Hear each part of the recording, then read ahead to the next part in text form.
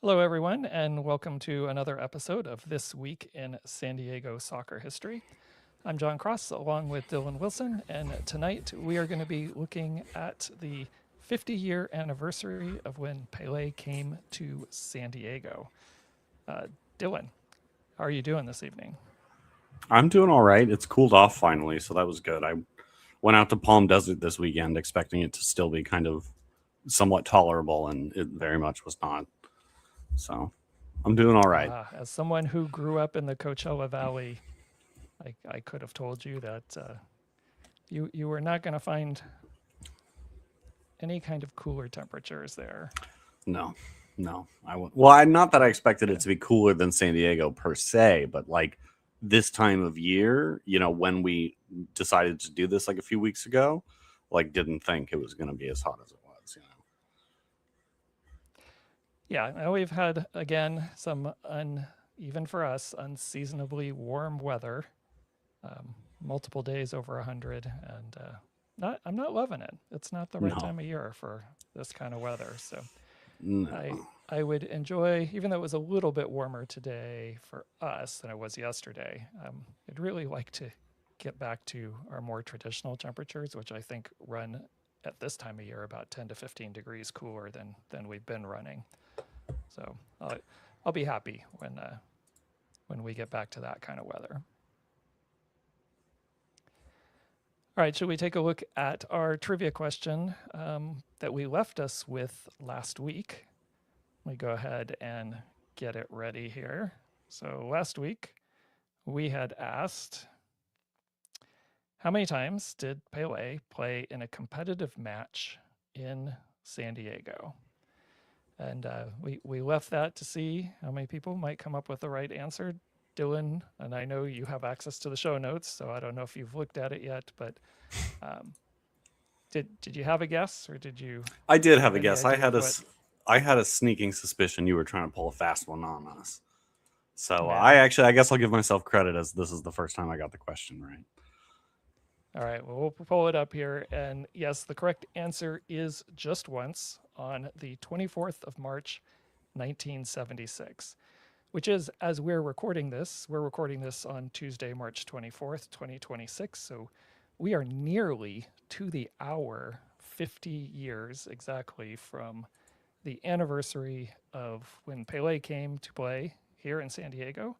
And that is going to be the key subject of our main topic today. We're going to dive in and dig into the archives to check out what happened during that match, the one and only time Pele came to San Diego to play in a competitive match. So Dylan, I don't know if you got a chance to do any, don't want to jump into specifics yet, but did you get a chance to look into anything specifically for Not too this much. particular event? No, not too much. Not anything that we didn't have here as a resource already. Really.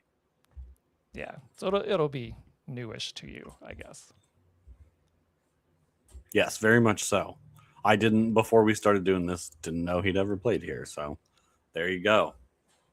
Yeah, and this particular event, along with other things, was probably the impetus to really get this San Diego Soccer History Society moving along, um, and to get our podcast going because um, I haven't been on too many things, social media or otherwise, today, but my guess was this day would pretty much go unnoticed by most of our soccer community, that we have a 50-year anniversary of something relatively significant. So I'm glad we get the opportunity to dive into it.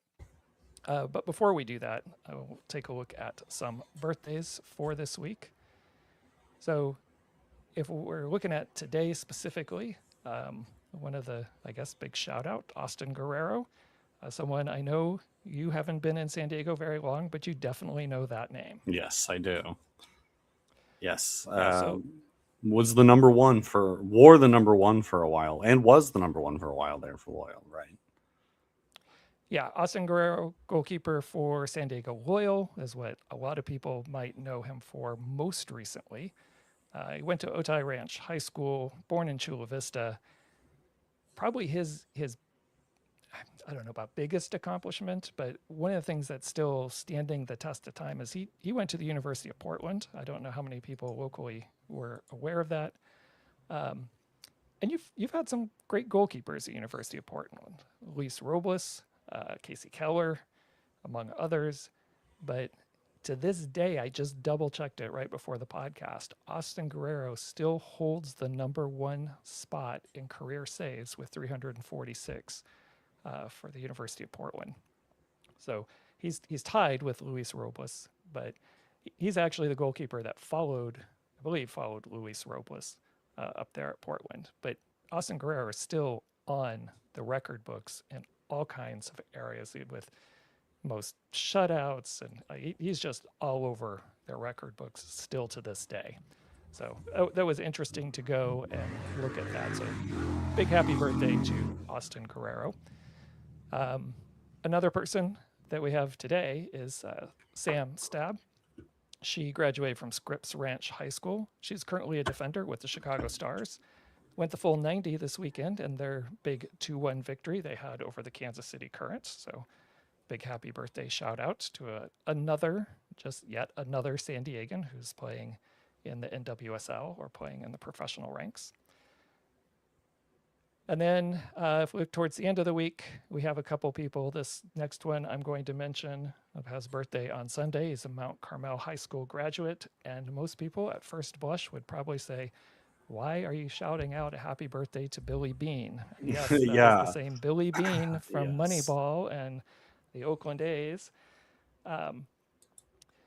But some people know, but I don't think as many people are aware that, yes, he does a lot with baseball, and that's where most of us know his name from. But he also is a big fan of soccer and actually owns part ownership in AZ Alkmaar and Barnsley over in England. So he applies his trade not only in baseball, but also consults in soccer as well. I tried to take what has worked so well for him in baseball and then apply that in soccer.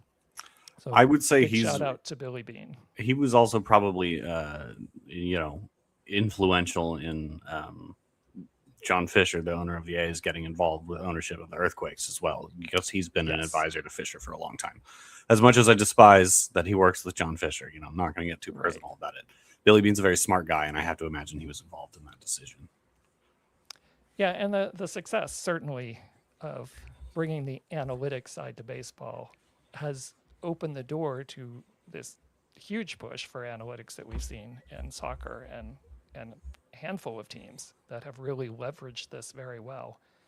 And clubs you would have thought a decade ago would never really be challengers for titles in their leagues are really finding some uncovered, or they are uncovering some gems in terms of price and everything to get them to play within their system and be quite successful. So I think a lot of that goes out to what Billy Bean started in baseball. And again, local high school product. And then our last birthday shout out is going to go to Angie Wozniak. At least that was her name here in high school. She goes by Angie Kerr now. She was a tremendous high school player. She went to uni. She won 3 consecutive CIF championships. She was part of the U.S. women's national team program at all levels. After college, she kind of entered in that dark time for women's professional soccer after the folding of the WUSA and before the WPS started up and then the NWSL. So it'd be interesting to me to see what would have happened with her if she would have been around, or if professional leagues would have been around as she was coming right out of college. She did, though, play in the WPS, and for a couple years, in the first couple of years of the NWSL, she was at the Portland Thorns and played alongside Torrey Pines High School alum Rachel Bueller, also a national team player and future Wave star and owner Alex Morgan. Yeah, I mean, it's unfortunate she's not the only one who, missed out probably on a more professional career just because of the lack of infrastructure in the country and really around the world, I guess. But that's, conversation for another day. But I did just want to say also that I'm sure in Portland she was very well appreciated. I think I've waxed lyrical before, but they're some of the best soccer fans in the country. So I'm sure, that was a second home for her. Yeah, and you're right. I think you could say that for a whole group of players around on the women's side around the country, because that 2003 to 2009, 8, and I can't remember when the WPS started. But there was a 6-ish year period there where some people chose to play in, what we think of now as more pre-professional leagues. But that was the only place to play. So if you wanted to do it, and we had a whole bunch of people, if you weren't good enough to be on the national team, that just started their lives for Yeah. whatever, did their careers, and which was not professional soccer. So it'd be really interesting if we could go back in time to see what women's soccer would be like today if we didn't have that hiccup there after the WUSA and before we had the start of the WPS. All right, so let's switch gears to San Diegans making history. And I didn't have too much from this last week. And part of that was me being a little busy, but the one that I do have is Christopher Jaime, who I would imagine if you're outside of Chula Vista, not too many people have heard of. He left our area to play in the LAFC Youth Academy, has since left and bounced around to some lower league teams. He's currently playing for the Charlotte Independent, and last week in the opening round of the Lamar Hunt US Open Cup, Charlotte Independence had a 4-1 victory over Ristosi from the NBSL, and Christopher Jaime got the 4th goal and played all 90 minutes. And I watched some of the highlights, and he was instrumental in nearly all the goals in that match. So good to see a San Diegan out there and being successful in one of my favorite competitions, the US Open Cup. All right, I don't, not seeing anything else that we have, and it looks like from my screen here, we're having a little technical difficulties with Dylan. So as we're waiting for him to jump back on, I'm going to jump back into our very first trivia question of this episode. Let me get it set up here. All right, so here is our first question. In 1982, the San Diego Sockers player was the reigning NASL Indoor MVP when he scored the winning goal in the first ever meeting between the U.S. men's national team and Trinidad and Tobago. Can you name the player? All right. I don't know if we quite have Dylan back in yet. But I seem to be having camera difficulties here. I'm not sure, but can you hear me all right? I can hear you just fine. Okay, Yeah. I apologize for that. I'm not going to start ranting about my computer because it would take too long. But anyway, I think I've got the audio at least working, so I'll keep working on the camera in the background. Okay, I am going to pull up the trivia question one more time for you just so you can see it, but like we usually do, we won't answer it just yet. And we'll get it after we do our weekly snapshot for this week. So here is the question one more time. In 1982, the San Diego Sockers player was the reigning NASL Indoor MVP when he scored the winning goal in the first ever meeting between the U.S. men's national team and Trinidad and Tobago. Can you name the player? All right, so we'll leave that up there. We'll do our history snapshot segment, and after that, we'll come back and answer the trivia question. All right, here we go. This week's history snapshot, we're only going to do one this week, and it is going to be for Monday, March 19th through Sunday, March 25th, 2001. And we're going to look specifically, as we're looking 25 years back, at the what was going on with the San Diego Spirit.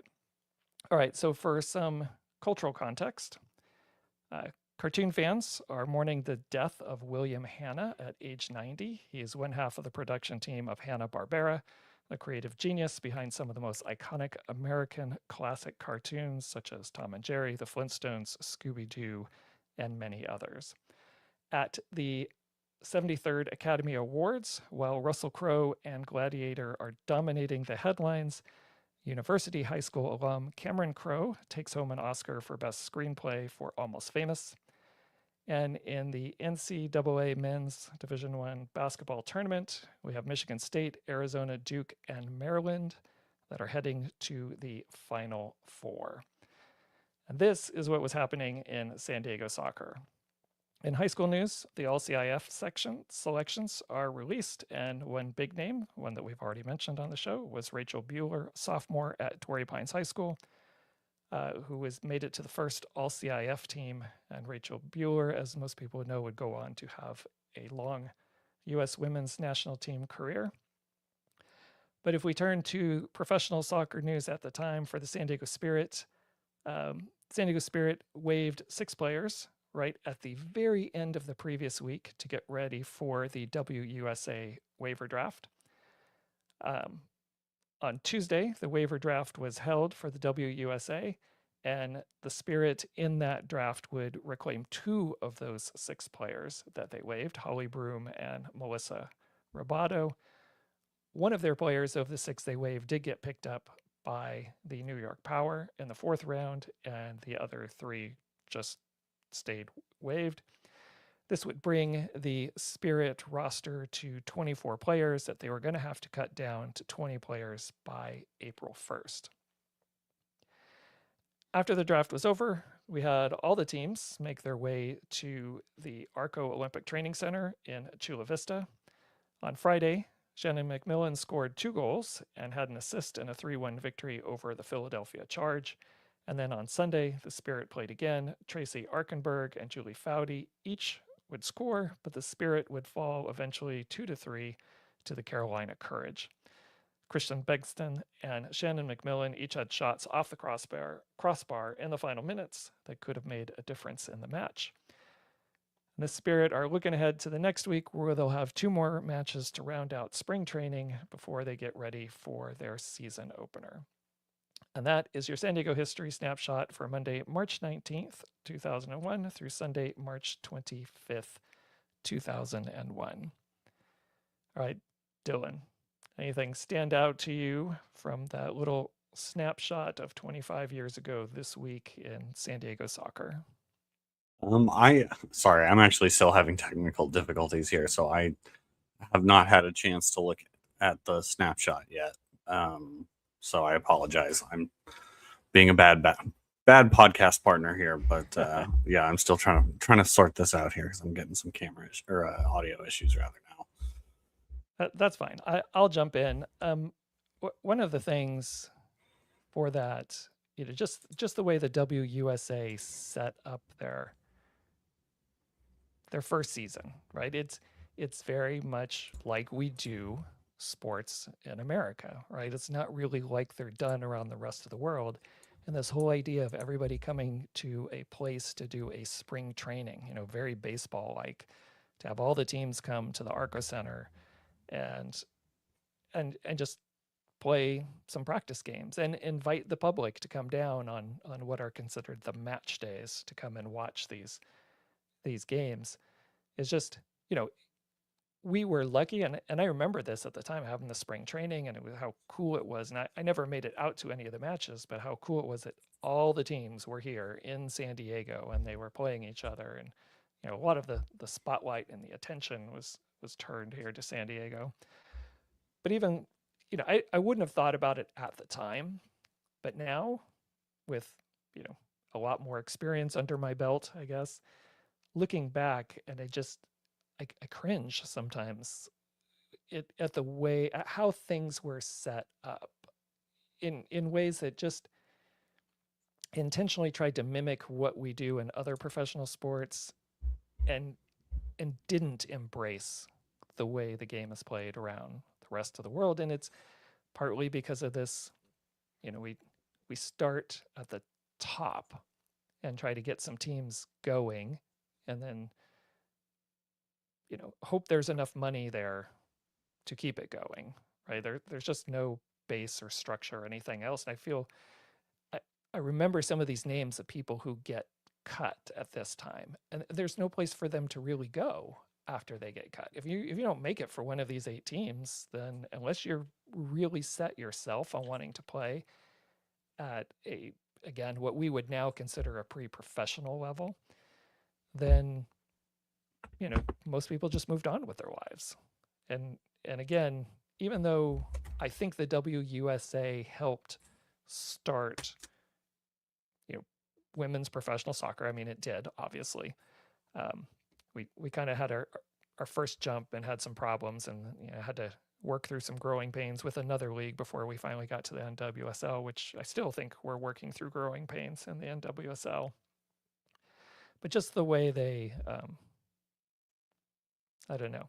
I guess you go with what you know in terms of the American stuff, and probably your American owners who look at professional sports much more as an entertainment commodity than an athletic competition.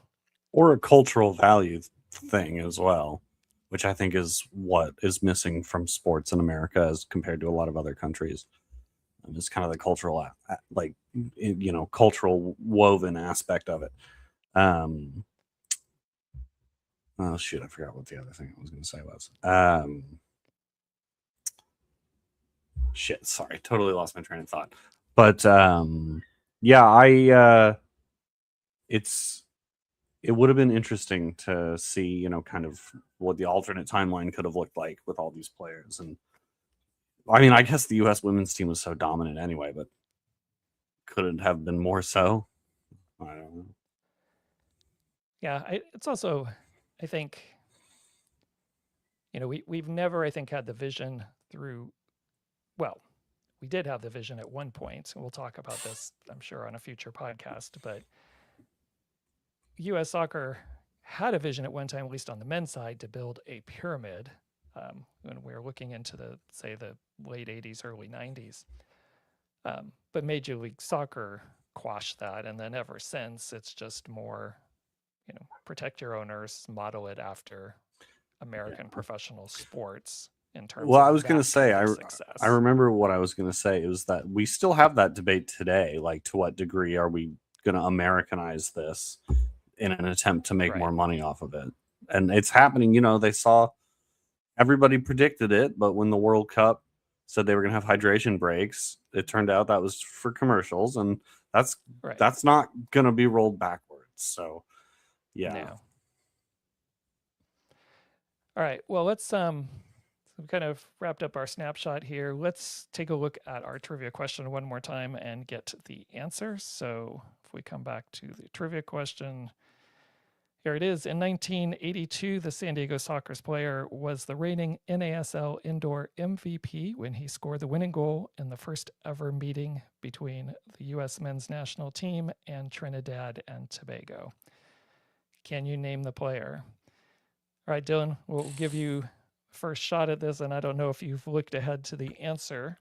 Well, I have, but I do know the name now. I picked this question especially for you. I do know the name now, yes. All right, and the answer is? Julie V. Julie V. Yeah. Right. Double deuce, triple E.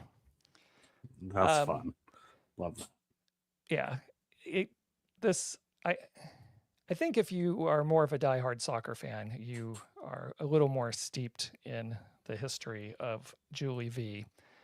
But I still think there's a lot of people out there that didn't realize, even though he was Hungarian by birth, he did eventually get his U.S. citizenship. He did have a few caps.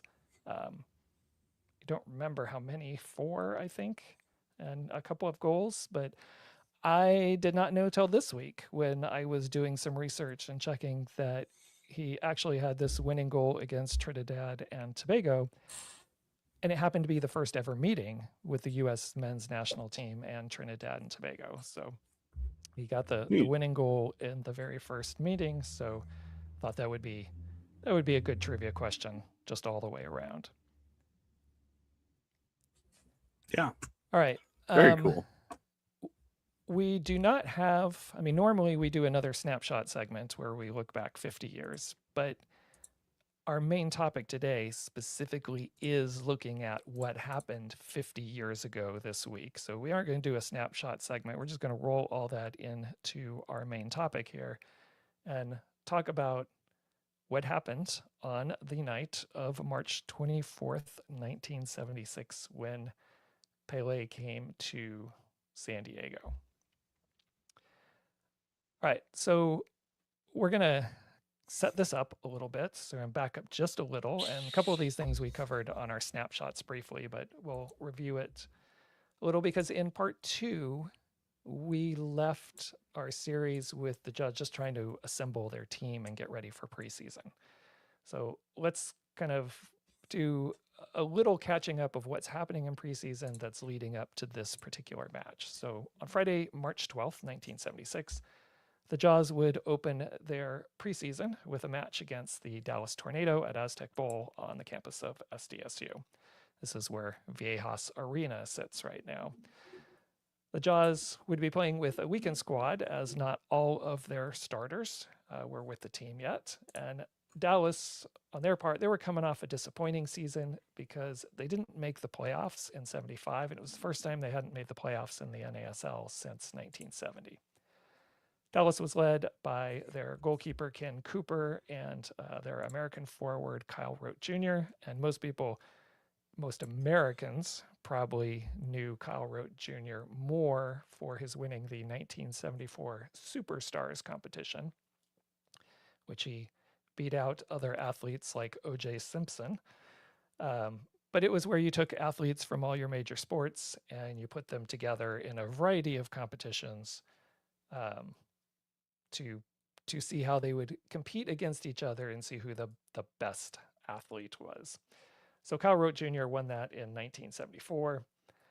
For the match, that preseason match, 6,754 people turned out to see the match. Most of them, though, had free tickets. They were unpaid because a lot of tickets were given out for that very first game. Score would end up with a 2-0 victory for Dallas. Harry Drummond would score in the 69th minute, followed by Kyle Rote Jr., who scored 7 minutes later. American Phil Cole for the Jaws had the best chance.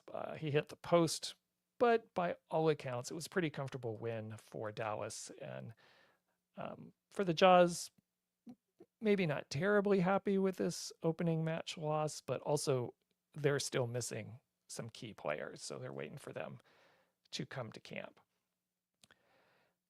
The next week was the NASL indoor tournament that they had. So the Jaws played in the Western Regional Grouping, which was with Dallas, Vancouver, and the San Jose Earthquakes. And San Jose was hosting this up at the Cow Palace in Daly City. And the winner would be guaranteed a spot in the finals, possibly the second place finisher. So in game 1, to open the whole tournament, San Diego faced Dallas once again. And once again, they would lose 5-2 in that first game. And the next night, the Jaws played San Jose, and they would lose again 8-4. So they're 0-3 on the preseason at this point. 1 outdoor game, 2 indoor games. San Jose for that indoor tournament would go on to win it, and Dallas and San Jose both would make it to the finals. The Jaws ended up, even though they lost 2 games, they ended up coming in 3rd place because the 4th team, Vancouver, also lost 2 games but had a worse goal differential.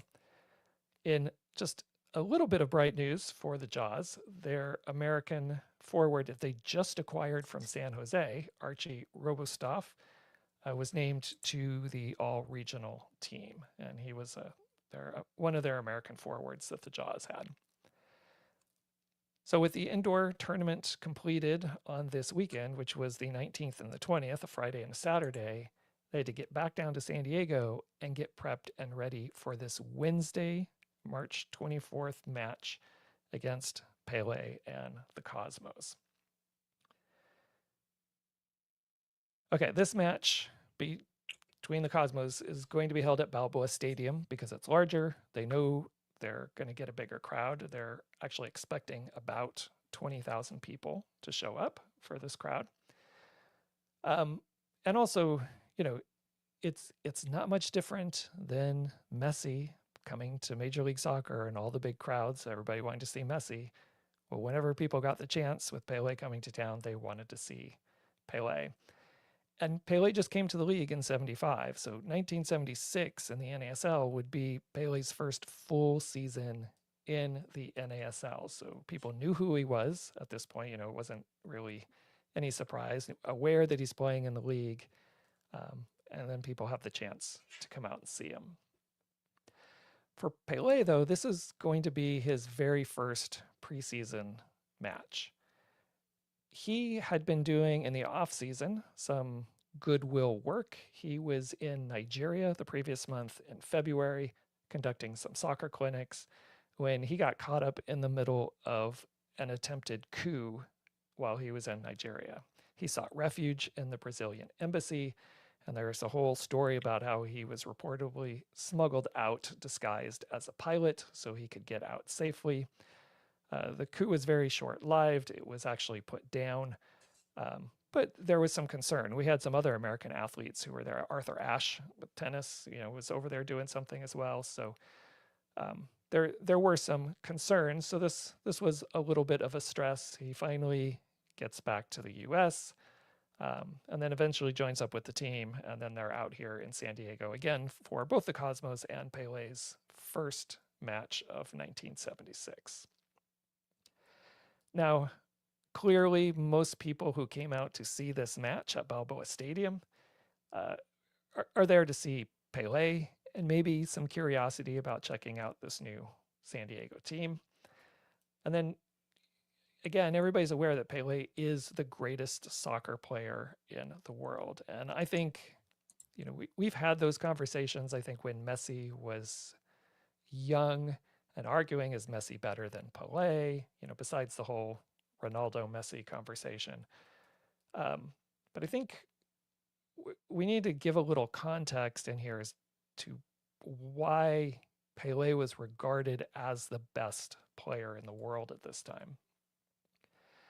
So it's 1976. In 1958, a 17-year-old Pele helped Brazil claim Brazil's very first World Cup title, right, in 58.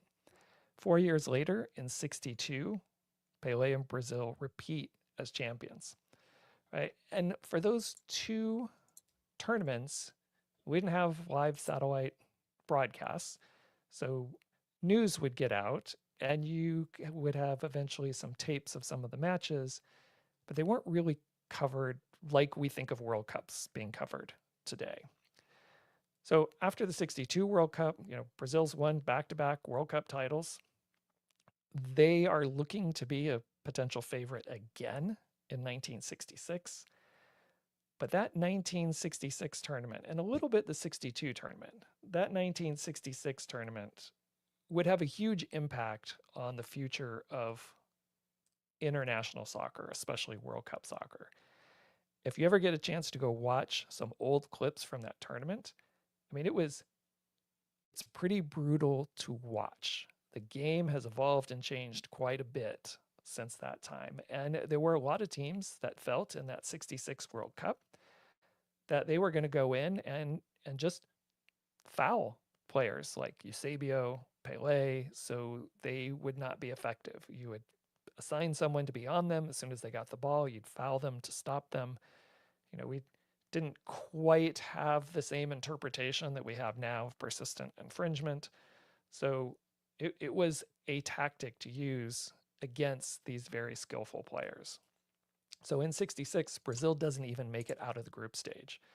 In fact, in one of the games, Pele is injured so badly, he has to limp around through the rest of the game because in 1966, substitutions were not allowed. Right? Substitutions also would come later in terms of World Cup. So, he's hobbling, he's on the field. Brazil is effectively playing with 10 players, and they get eliminated. They aren't able to play their beautiful game. in 66. And it was so bad that Pele even says he's never playing in a World Cup match ever again.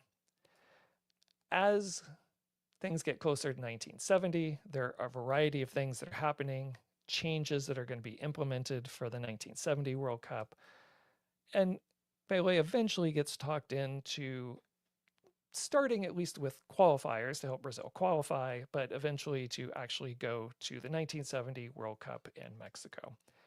And the 1970 World Cup in Mexico is regarded as one of the best World Cups ever in terms of attacking, free-flowing kind of soccer. So Pele, Brazil, show up in 70. They claim their third title in 4 cycles. And again, Pele is definitely at this point crowned as the greatest soccer player ever. If he wasn't before that, this really solidifies it. But again, I think we need to look at that 1970 World Cup a little bit, because I think what happened in that World Cup can't really be understated, because it was the first World Cup to be broadcast live via satellite. There were some things that were broadcast live in the 1966 World Cup, but it was selective. 1970 World Cup was the first one that had worldwide live broadcast. It was the first that was broadcast in color. So if you had a color television, you could see it in color. It was the first World Cup to introduce substitutes. So each team got 2 substitutes in a match. And it was the first to use yellow and red cards at a World Cup. Now, referees could caution and eject people before, but one of the problems that we won't go into too much detail here, but there was a situation in the 66 World Cup where there was miscommunication between a player and an official because of language barriers and a lack of understanding of whether someone had been properly cautioned and properly sent off, and created additional problems with that 66 World Cup. So they introduced the card system so that everybody gets to see, like we do today. The referee holds it up and you can see, you get cautioned or you get ejected, and there's no question about it. So all those things, in addition to, from the opening match of the 1970 World Cup, the referees were clearly instructed to call the games tight. And they did. And by doing that, it really allowed your creative players to be creative. And all that, the creative play taking center stage, the games being in color, the games being broadcast live, everybody around the world got to see the genius of Pele, along with a bunch of other players, but the genius of Pele at that 1970 World Cup. So that really has, stayed with and resonated with people. And as Americans, we like to know celebrities and big stars. So Pele was certainly a recognizable name in most American households. So leading up to our match that we have here at Balboa Stadium, the Jaws player coach, Derek Trevis, was interviewed in the media, and they asked him, what are you going to do tactically to defend against Pele and the Cosmos? And he basically said, nothing special. Not going to double team him. We're not going to man mark him. We're not going to foul him. We're basically going to let Pele be Pele, and we're going to play them straight up. Now, it seemed like a lot of big talk coming from the player coach ahead of time, with the greatest player in the world coming to play and a strong Cosmos team. But that's how the Jaws prepared for it. And as we get to the time of the stadium for the match, it's a 7:30 kickoff. And again, they're expecting 20,000 people at Balboa Stadium. And Balboa Stadium has also recently, in the early 70s, been remodeled. It used to be a nice big stadium that could hold, I don't remember now, 30,000 people. But it has been, because of the opening of San Diego Stadium, it has been redesigned and remodeled, and they took out a bunch of the seats at Balboa Stadium. But they were expecting a near capacity crowd there at 20,000 to attend the match. Kickoff was at 7:30, but in, I would say, typical San Diego fashion, especially for the 70s, a a lot of people showed up to the match pretty close to kickoff. So for anyone who's local in San Diego and you know where Balboa Stadium is, and you know the ingress and egress points, if you try to get 20,000 people coming to Balboa Stadium on any time or any day, you're going to have a traffic nightmare, which they did. You had huge traffic problems. You had, again, and this is also at a time where people didn't buy their tickets in advance. It was rare that you did. Most people showed up, unless you had season tickets for something. Most people showed up at the gate. You bought your tickets there and you went in. So you had huge traffic problems. You had a bunch of people coming in and then buying tickets and trying to get through the gate, that the game eventually had to be postponed. There's no way they're going to kick off at 7:30 because they just had such a mess with congestion. They eventually start getting everybody in, and Balboa Stadium doesn't have locker rooms like we think of now. We think about some of the standards that they're always asking about, open cups and everything else for stadia. Balboa Stadium didn't have that. The players were just sitting in their buses waiting for time for them to come out and do warm-ups and do the match because of all the traffic problems. So eventually we had 18,128 people make it through the turnstiles. It ended up being the largest crowd ever to witness a soccer match in San Diego at that time, a record that stood for a while. And the whole pregame, which of course was extended because of the delay, was a bit of a carnival atmosphere. They had clowns, they had fireworks. Even the Jaws mascot landed in a helicopter, brought him down to the field, which I think they don't even do that kind of stuff anymore. Land a helicopter in a field in a stadium full of people, probably for safety reasons. But by news reports, that helicopter drop off of the Jaws mascot was not well received. There were a lot of jeers, and probably with people wanting to get the match underway. But as soon as that happened, the teams came out of their buses to do their warm-ups. Pele came out to a huge raucous ovation and holding his hands up in the air with peace signs, acknowledging the crowd. So we eventually do get to kick off at about 8:20, about 50 minutes after the scheduled start. And from the opening kickoff, the Jaws are under pressure. The Cosmos really have control of this game. They are putting all the pressure on the Jaws net, but the Jaws, again, by the newspaper accounts of the time, seem to be defending respectably. But they know they're outmatched, so they're playing a very park the bus defensive game, it sounded like. 13 minutes in, Tommy Ord from the Cosmos beats his defender to a deflected ball in the box, puts it past the Jaws goalkeeper, Gary St. Clair, and it's 1-0 Cosmos. And then the rest of the half, the Cosmos are still putting the pressure on. Jaws stay resilient. They're able to make it to halftime with the score still 1-0, and hopefully they can regroup and come out in the second half.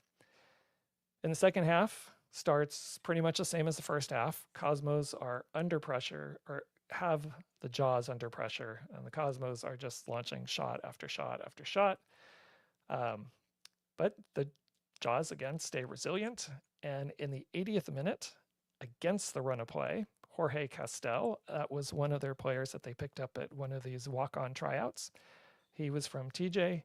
He sent a through ball to Keith Aki. Keith Aki is regarded as the fastest player in the NASL. Castel hits Aki in full stride. Aki is outrunning everybody on the defense. Cosmos goalkeeper Bob Rigby comes out to close the angle, and Aki rips the ball down low to the keeper's right to knot the score at 1. And of course, crowd is jubilant, probably getting a little more into it with their home team here.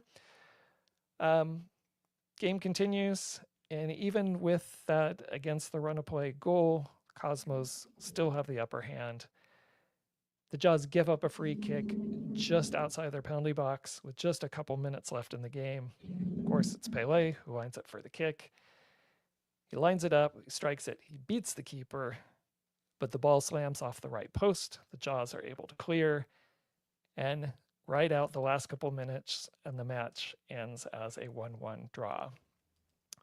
At the end, when you look at the stats, the Cosmos had 38 shots, but only 3 of those would come from Pele. At the end of the match, after tying the Cosmos, holding Pele scores, in the on the field, I wouldn't call it a press conference, but on the field interview with Coach Derek Trevis, he gushed, quote, "An absolutely tremendous performance. We still don't have 5 of our regulars, and we play this team to a draw. I am absolutely delighted. A good show. The lads played well." Next week, Jaws are going to have one more preseason match against San Jose, and then all their energy is going to be focused on getting ready for their season opener at home against the San Antonio Thunder. And that wraps up part 3 of our series on the 1976 San Diego Jaws. All right, Dylan, after me talking through all of that and kind of giving the recap, what stood out to you? Well, the result. I mean, that's not nothing. Yeah, Balboa Stadium's always been kind of interesting to me, but because by the time I got here, it wasn't really much. It's a high school football stadium now, and so it's always interesting to kind of hear some of these stories. And you're right, when you look at a map and you try to think 20,000 people all coming in cars for the most part, Yeah. like just never going to work. Quick No. quick plug, there are like 4 bus lines that run and stop right there, but whatever. I would say mostly in 1976. well, that's true, but there is now, so damn it, take the bus. Right. But yeah, I mean the result, and especially one goal with 38 shots, that's, I know XG wasn't a thing at that time, but you got to imagine what the XG would look like on that. Yeah, I don't know how many shots on goal, and I couldn't find the saves. This is one of the problems with trying to recreate, in a story kind of format, some of these events, because you have to rely on newspaper stories. And I think I had mentioned to you once before, I don't think it was during a podcast, but just when we were talking, but you get discrepancies in the reporting, and if it's an AP report or something, then it just goes out everywhere and people pick it up, and it's trying to piece together the various elements from the few sources you can find is difficult, and it's unfortunate because unless someone on their own took some film of it, which it was absolutely forbidden to bring any kind of film cameras to sporting events. At that time, you had to be media. You wouldn't be allowed to bring in any kind of camera. All that really changed once we had smartphones. But prior to that, it was absolutely forbidden for anyone to record any kind of an event. So if it wasn't recorded by some kind of network or someone else, it just didn't get recorded. And I don't know that there is any recording of this match. It's super hard to find photographs even from this match, which is frustrating because it would be cool if there was something caught that people could go back and see some of that. But it's also a nighttime game, and the quality of camera equipment at that time, especially even a personal camera equipment, probably wouldn't have recorded very well unless you had broadcast equipment. Yeah, and I mean that's going to be kind of unfortunately a theme through not just the episodes about this particular instance, but in general, the documentation of some of these things is leaving a bit for desire. Yeah, it's funny in doing the research. You lean a lot on the newspapers and what you can find newspaper, which is great. And the newspapers give great accounting generally of these events, especially in 1976 or time periods earlier. But I know from some of the other things I've been researching to get ready for future things that we're doing, there is, if you go like from, I don't know, the start of the World Wide Web, once people started writing things digitally and hosting them on web pages, I go to Wikipedia and I go click on a link and I'll go somewhere else and I try to verify a source or go use that to see if I can find other sources. And that source doesn't exist anymore because it was on someone's website Hmm. and a news organization's website that is no longer archived. And you have to then try to go to the Internet Archives or the Wayback Machine or something else to see if you can find it. And I'm a little concerned. It's another reason why I want to do this, recording of our soccer history as much as we can and document things, is because there's there's a lot that was recorded at the time, but now it's missing because if someone shuts down the server and no one kept it or backed it up, all that stuff is gone. So that includes video and photographs. And I think it in a very interesting way, even though we have the ability for the last 30-ish years to capture all kinds of stuff digitally, and it's easy to save and easy to share, it's also just as easy to lose. And we still have those newspapers from before because people have saved them and we've archived them, and people are housing those digital archives in a place that are going to be saved because we want to retain that history. But more recent stuff, I constantly come across things that, you know, that website, that resource that was linked just doesn't exist anymore. Yeah, it's too bad, and it's a good reminder that there's a big value in physically owning something. Like, subscription fees or buying something digitally is merely a license, right? Like, I've been talking with Gabby, my partner, about this recently because she has a pretty good vinyl collection, and it's like that's, especially with AI music becoming more and more of a thing, that's going to become more and more valuable.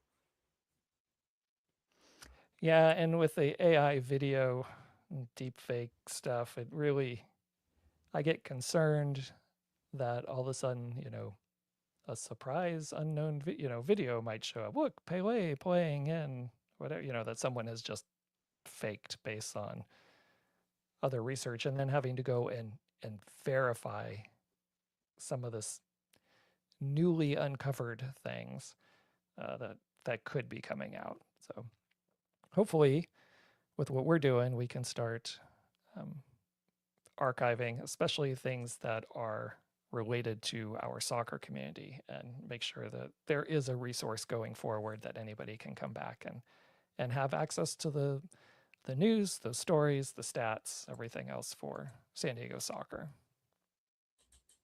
Absolutely. All right. Sorry. As we get to wrap up the show here, we do have an in memoriam that we will mention for this particular episode.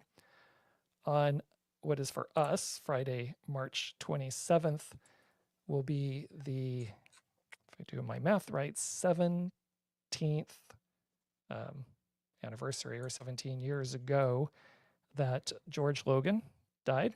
He was 76. He is considered by a lot of people in our soccer community the father of soccer in San Diego.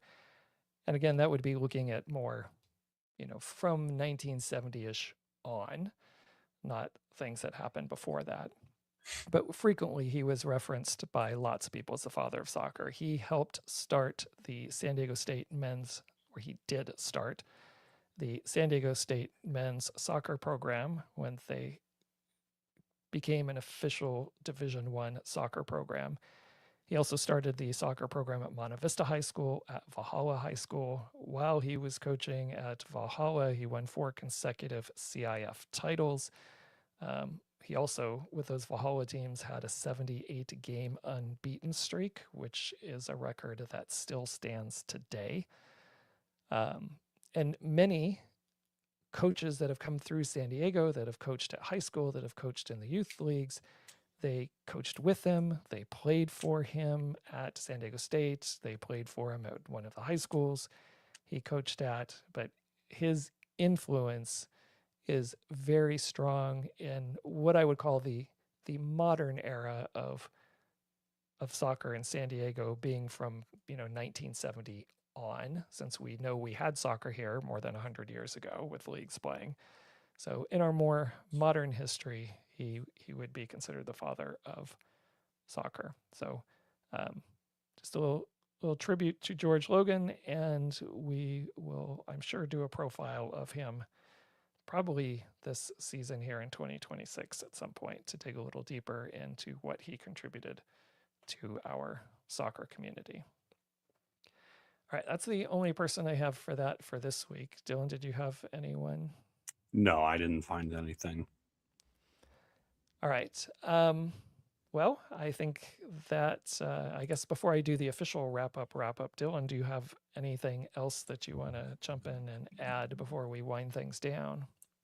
No, I think it's cool that we managed to kind of get this up and running in time to catch this anniversary. I think it, like you said, probably will fly under a lot of people's radars, but will be something worth kind of reflecting on, especially as San Diego becomes more and more of a soccer city, I think, and maybe not in the way that a lot of people had envisioned it at times, but I think it's pretty undeniable at this point. So it's kind of interesting to see what that journey has looked like. Yeah, and we will continue to highlight lots of players, lots of events, lots of things throughout our episodes as we move forward. And I'm looking forward to it to kind of uncover some things like our trivia question today. I had no idea that Julie V scored the winning goal in our first ever meeting with Trinidad and Tobago. I knew he had some caps, I knew he had some goals, but I didn't know he had one in a very significant match there back in 1982. All right, before we completely wrap things up, we'll do our final trivia question, and that we'll leave you with an answer on next week's show. But there's a little setup I need to do for this one. We have started the newest season in the NWSL. I don't know if it was the first week or the second week. I can't remember now off the top of my head, but Boston Legacy played their first match at home. They drew 30,207 fans to their home opener, which, if you rank the highest attendance for home openers, that was the third best attendance ever in NWSL history. This coming weekend, Denver is going to be Denver Summit, right? Is that Denver's team? That sounds right. They're going to be hosting, or they're going to be having their home opener, and surely are going to shatter these records because they're playing in an absolutely massive stadium. Well, to be fair, Boston was playing. I mean, they play in Foxborough. That's a similarly sized stadium that wasn't filled. So, and I'm not trying to say like, oh, shame on you, Boston, but I'm saying if Denver comes out and fills that stadium, that's a credit to them. Yes. So, with the expected record to be broken this coming weekend, Denver, we're going to ask this question. So let's go ahead and get it up to get, in the meantime here. All right. So, which NWSL team currently holds the top two home opener audience records, which, as we said, likely to be broken by Denver. So we're going to leave it with that. Which team currently holds the top two spots? Same team holds the top two spots. And Boston just, pulled in at number 3 here for their home opener. And this is just home opener attendance, not all-time attendance or playoff or other regular season, just home openers. So one team currently holds the top 2 spots, at least for, 5 more days here, probably. So what is that team? We will answer that question.